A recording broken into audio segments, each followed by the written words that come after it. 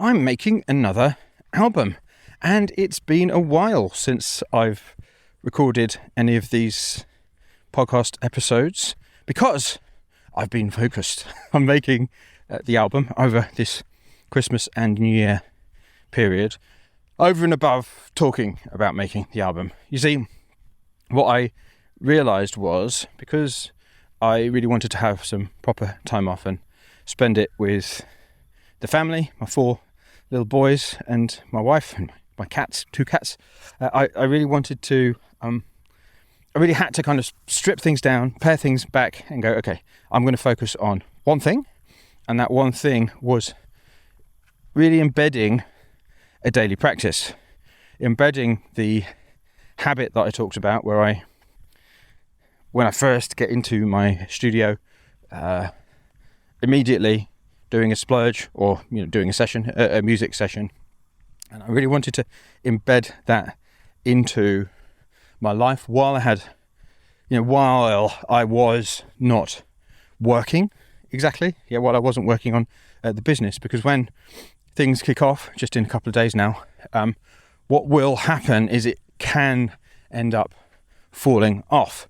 If I've created a habit, then it's less likely to. It'll be harder for me to fall off it. And obviously I've got this commitment to complete this album with singing by 15th, 16th of April, so I can't fall off. It's something that I absolutely can't do. So I decided to focus on that and less on talking about it. But I felt that now, as it's the 3rd of January, it was about time that I let you know what was going on. And I mean, one good thing is I've got a bunch of stuff to talk about, which has happened in the intervening period in the last just over a week or so.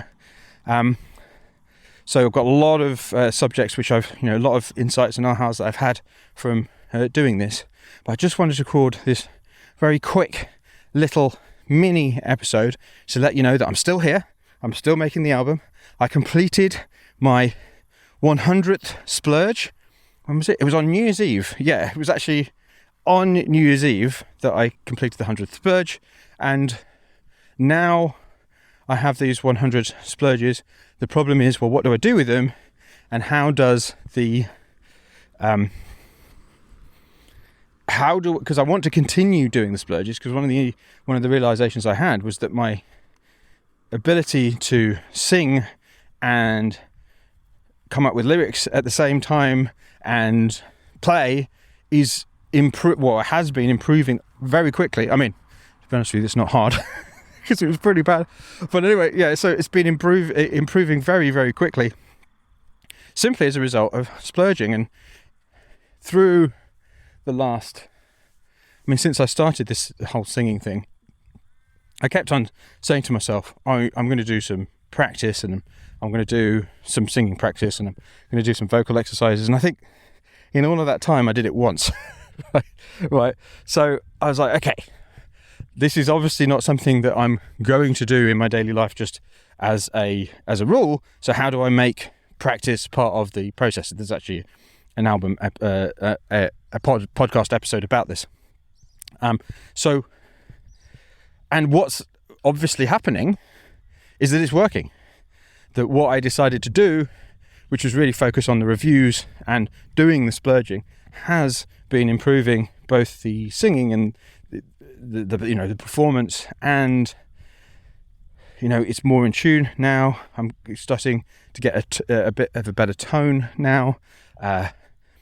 Occasionally, some almost, not quite, but almost fully formed songs are coming out. And also I'm noticing some things about how I use my voice which aren't very nice. I've got a particular thing that I do which sounds horrible. And I think I'm not quite sure it comes from, I think it comes from singing in choirs and things and belting. But I've got this particular tone that I get from my voice which is just, it's horrible. So I'm actually, my ear is kind of getting in lots of different ways, and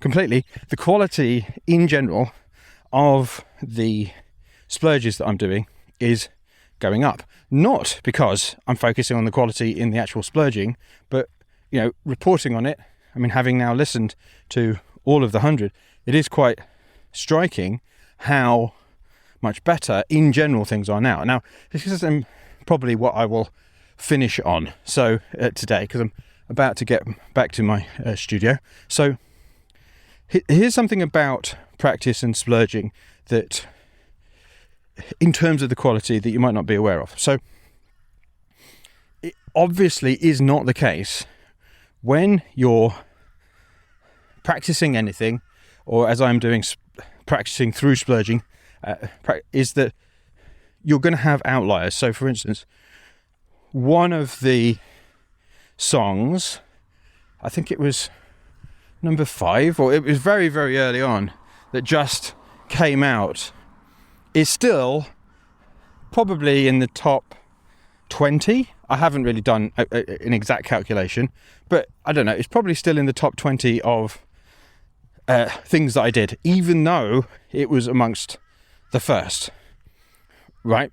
So it's not the case. There are always outliers. And for instance, the one I did today on the 3rd of January, I think was one of the worst. And also I listened to something that I did, which was number 86, which I think was one of the worst. So there is variance in terms of what comes out. But what it is that in general, the quality is, it's like the floor is getting higher and the ceiling is getting higher as well, right? So the really good ones are even better than the really good ones before. So before this, the one that I was talking about, the 5th one or something like that, was far and away the best thing that I'd done. But now it's in position, let's say, I'm just making it up now, but let's say it's in position 15, right? And there are many others which have got much better than that. So it's like your improvement is more like a tide, the tide lifting a lot of boats. And I think the analogy ends there, but essentially the ceiling of quality gets higher, as does the floor of quality as well. But there is still a very large variance. Okay, and I think what we tend to do when we're not taking this approach, what we don't realize when we haven't splurged, is that we will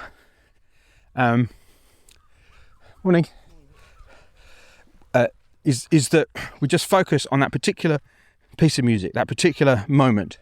And because our expectations have increased, our the tide has risen, the water has risen, we just compare it to where we are now, rather than comparing it to where we were back then, right? So whenever I do a splurge like I did today, and I'm like, that didn't go so well.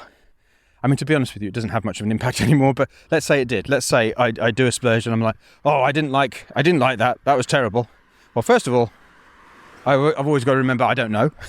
It could actually be much better than I think it is. But even if it wasn't, how I think about it is, right, well, is it more terrible than my most terrible thing was 3 months ago? If you've been consistently practicing and splurging, then it won't be. It can't be, right? And that is progress.